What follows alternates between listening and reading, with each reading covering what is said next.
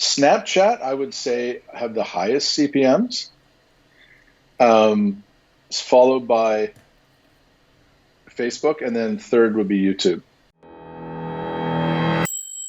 Let's talk about Facebook and Snapchat, because most of our listeners know about YouTube, right? And I think when we think about creators or the creator economy, most people think about YouTube. Now, I met you guys, first in Dubai, but then a few weeks ago we also met in London, and we got to talk a bit more. And I was really surprised to hear that actually a very big chunk of your revenue comes from Facebook and Snapchat, and not necessarily from YouTube.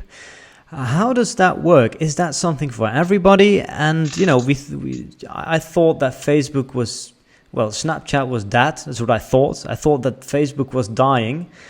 Was I really that wrong about about it? Can everybody get monetized on Facebook? How easy is it to make money off Facebook and Snapchat, or how difficult? Yeah, I think YouTube was very early, obviously, with monetization, and that's where a lot of things went. That's where the focus went. And a lot of people optimized their videos for YouTube. A lot of it was creator driven, with, people on screen like us talking about things or doing different things. And Facebook's platform was a bit different. You really have to engage someone early in the first 3 seconds. And then you got to carry them through to the 1 minute mark where there's an ad that appears. And then, it's all about watch time. It's optimized for watch time. Well, YouTube's optimized for watch time too. Yeah. And Snapchat I find different from both of them in that what the audience wants to watch is different than Facebook and YouTube. But at the end of the day, it's the thumbnail is incredibly important, and your first 10 seconds is incredibly important. So it's kind of a combination of YouTube, where the thumbnail is really important, and Facebook, where the first 3 seconds are important. Snapchat, both of those are important. But to answer your question, Facebook is a major revenue earner for us.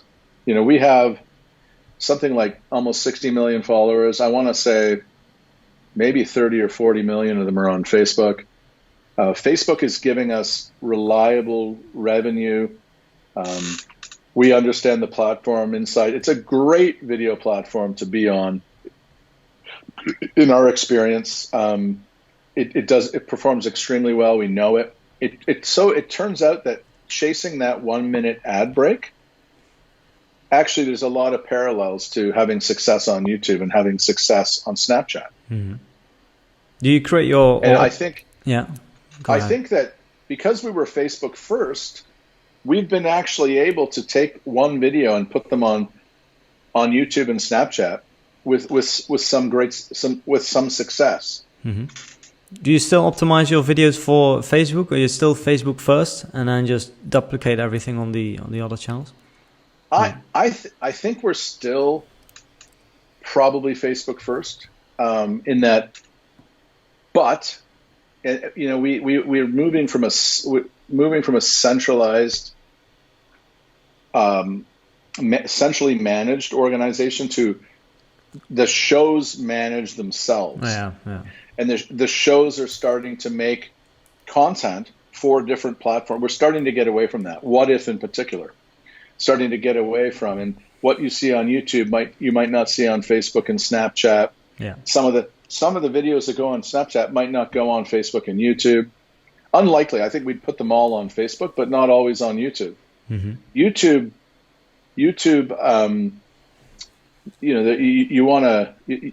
you need to be consistent. You need to have, be putting out, top content. Facebook's a bit more forgiving, and Snapchat, we just don't have the slots. Right.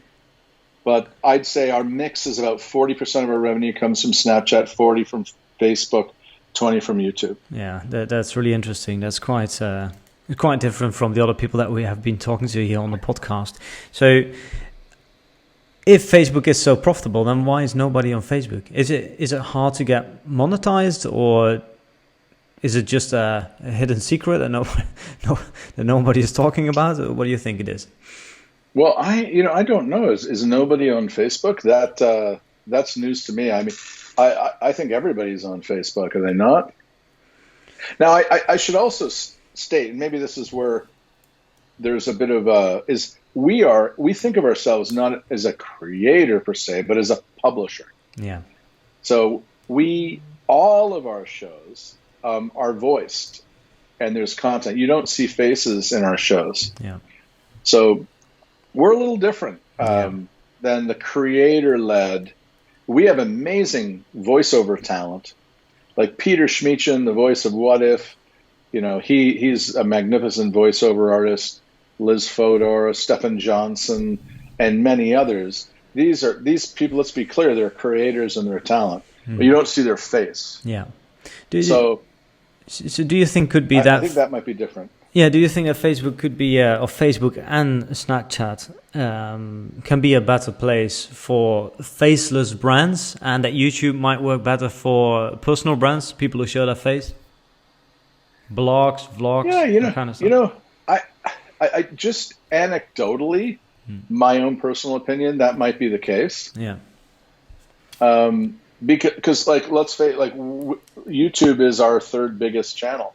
Yeah. And maybe it is like YouTube is that could be, that'd be interesting to find out, but that may be the case. Which CPMs are higher, Snapchat, Facebook, or YouTube? Well, I'm gonna bring them up. Snapchat, I would say, have the highest CPMs. It's followed by Facebook, and then third would be YouTube. Mm-hmm. Again, that's our experience. Yeah. I'm also giving you a summary of many international languages. But I would say, in that order, that is definitely how we'd see it.